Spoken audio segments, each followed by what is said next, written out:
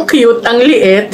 This is the Squad Cosmetics Lock It In Setting and Fixing Spray. Diba ang liit pero ang ganda ng design niya. This contains 31 ml of the product and 199 pesos lang siya. Hindi ko makita yung full ingredients list niya eh. Gusto ko sanang makita pero meron daw skin-loving ingredients to. Like niacinamide, rose flower extract, grapeseed extract, and coffee seed extract. Amoy coconut siya. Nung in-spray ko, amoy na amoy coconut siya. Ang bango. Hindi pa ako naglalagay. So maglalagay ako ngayon.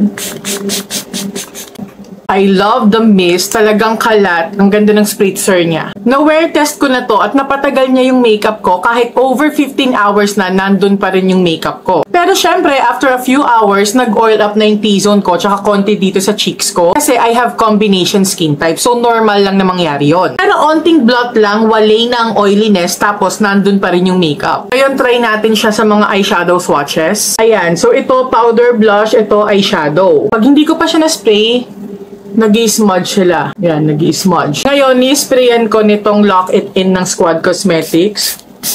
So, patuyuin lang natin yan. So, ito natuyo na siya. Nakita nyo naman, wala akong ginalaw dyan. Ito yung smudge ko kanina. Actually, ngayon nararamdaman ko, parang meron na nga siyang very, very thin na film. Basta parang meron siyang protective cover, ganon. So, smudge natin. Oy, isa pa. Uy! Kita nyo? Uy! Uy! Uy! Uy! Diinan. Uy!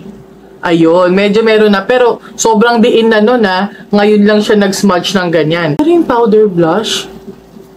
Grabe. Tingnan yung powder blush. Oh. Yung eyeshadow, mas madali siya nag-smudge or nag-fade compared dun sa blush. Siguro maganda rin talaga yung quality ng blush. Pero nakita niyo naman, nag-smudge din siya kanina nung wala pa tayong spray. Pero diba? Ayan oh. Very nice.